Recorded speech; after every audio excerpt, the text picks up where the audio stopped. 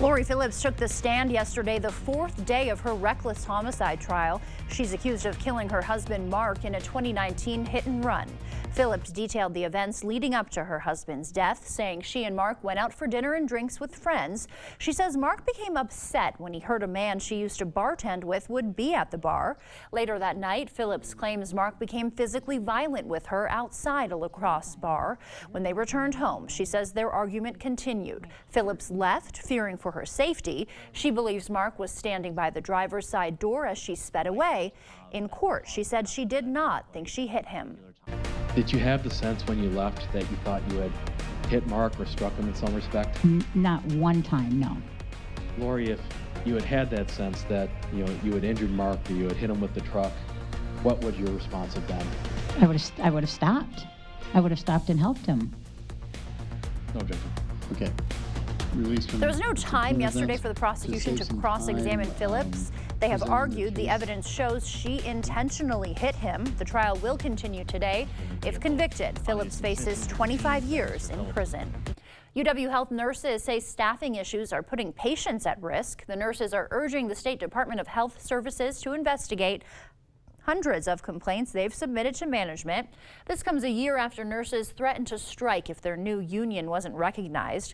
Both sides reached a deal, but nurses claim UW leaders are not giving them a voice. The health system CEO says nurses are trying to use patient safety as a bargaining chip. A state agency ruled UW Health isn't required to recognize the union or collectively bargain. The union is challenging the ruling.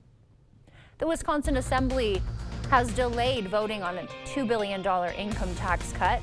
The bill is part of a legislative package that also targets child care costs. The measure would lower the third income tax bracket to 4.4% and increase child and dependent tax credits.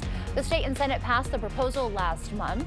Evers is expected to veto the tax cut if it passes the Assembly. Bipartisanship has been hard to come by in Wisconsin's state capitol, but a new ballot bill is getting support from both sides of the aisle. Democratic Governor Tony Evers says he supports a GOP-backed bill that allows absentee ballots to be processed the day before an election. The legislation is meant to ease the workload of local clerks and their staff on Election Day. Wisconsin State Assembly passed the measure earlier with bipartisan support. It now heads to the state Senate. If it passes, it will head to the governor's desk. La Crosse's Common Council will take up an amended... That dog is just killing me. All right, they will take up an amended ordinance on short-term rental properties next month. Council member Chris Woodward's amendments reflect some resident concerns that News 8 Now detailed last week. The ordinance now says properties cannot be rented out for more than 180 days each year. Each minimum rental period is now 2 days, and the property manager contact has to be within 30 miles of the property and be available when someone is renting it out. It also says anyone applying for a short-term rental license with the city has to notify any neighbors within 100 feet. The vote to refer the proposal for 30 days passed 8-4. Tomah VA Medical Center hosted a spirited Veterans Day celebration honoring men and women who served in the military. The event featured a patriotic performance by the Tomah High School Band, a presentation of colors, and a poignant ceremony honoring an MIA soldier who was later found.